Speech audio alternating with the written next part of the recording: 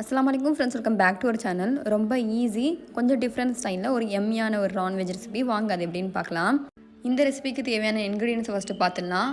Mutton phone கூட ஒரு 250 grams அளவுக்கு, கருவேப்பிலை, ஒரு மீடியம் வெங்காயத்தை கொஞ்சம் ரஃபாக ஸ்லைஸ் பண்ணி எடுத்துக்கலாம். நெக்ஸ்ட்டு ஸ்பைசஸ்க்கு ஹோல் ஸ்பைசஸ், கொஞ்சமாக சோம்பு, சீரகம், நெக்ஸ்ட்டு வந்து கேஷ்யூ நட்ஸு, இஞ்சி பூண்டெல்லாம் தனியாக எடுத்துருக்கோம்.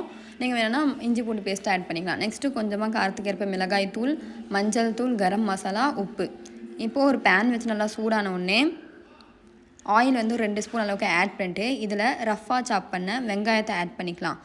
ஆட் பண்ணி நல்லா வெங்காயம் நல்லா டிரான்ஸ்பரண்ட் ஆகிற வரைக்கும், அதோட நிறம் மாறுற வரைக்கும் வதக்கிட்டு இதில் கருவேப்பிலை ஒரு கையளவுக்கு ஆட் பண்ணிவிட்டு இதில் ஹோல் ஸ்பைசஸ், இஞ்சி பூண்டு, கேஷ்யூ நட்ஸு, சீரகம், சோம்பு எல்லாமே சேர்த்துட்டு நல்லா வதக்கணும். அதோட கலர் மாறுற வரைக்கும் கொஞ்சமாக வந்து உப்பு மட்டும் ஆட் பண்ணிக்கோங்க. இப்போ எல்லாமே வதங்கி நல்லா டிரான்ஸ்பரண்ட் ஆகிடுச்சு. இப்போது இது நல்லா கூல் டவுன் பண்ணிவிட்டு ஒரு மிக்சர் ஜாருக்கு மாற்றிடலாம். மாற்றிட்டு நல்லா மையாக வந்து ஃபைன் பேஸ்ட்டு அரைச்சி எடுத்துக்கோங்க. நெக்ஸ்ட்டு அதே பேனில் இன்னும் 1 ஸ்பூன் அளவுக்கு ஆயில் ஆட் பண்ணிவிட்டு ஃபைனாக சாப் பண்ண வெங்காயம் நல்லா வதங்கினதும் நல்லா டிரான்ஸ்பரண்ட் ஆனதும் இதில் கட் பண்ண ஒரு சின்ன மீடியம் சைஸ் தக்காளி ஆட் பண்ணிவிட்டு நல்லா தக்காளி குழஞ்சி வர வரைக்கும் இதை நல்லா வதக்கணும். இந்த மசாலாவுக்கு தகுந்த மாதிரி இதுலேயுமே கொஞ்சமாக உப்பு வந்து ஆட் பண்ணிக்கலாம். தேவையான அளவுக்கு ஆட் பண்ணிவிட்டு இப்போ நம்ம ஃபைனாக அரைச்ச பேஸ்ட்டை வந்து ஆட் பண்ணிக்கலாம். ஆட் பண்ணிவிட்டு நல்லா கலந்து விட்டு இதோட பச்சை வாசனை போகிற வரைக்கும் இது நல்லா வதக்கணும்.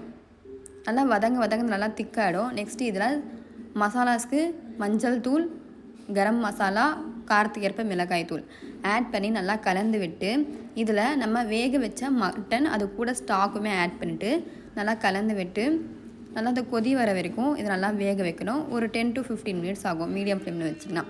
நிட் போட்டு வேக வச்சுக்கலாம். மட்டன் கொஞ்சம் ஹார்டாக இருந்ததுனால ப்ரெஷர் குக் பண்ணி எடுத்துருக்கோம் ஒரு 3 விசிலுக்கு.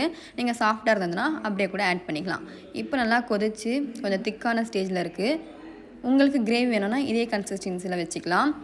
இப்போ கடைசியாக கொத்தமல்லி தூவி இருக்குன்னா செம்மையான திண்டுக்கல் ஸ்டைலில் மட்டன் கிரேவி ரெடி. இந்த ரெசிபியை கண்டிப்பாக ஒரு முறை ட்ரை பண்ணி பாருங்கள். இன்னும் நிறைய வீடியோஸ்க்கு சேனல் சப்ஸ்கிரைப் பண்ணி சப்போர்ட் பண்ணுங்கள். ருசியான சமையலை ரசிக்கலாம் வாங்க. தேங்க்யூ.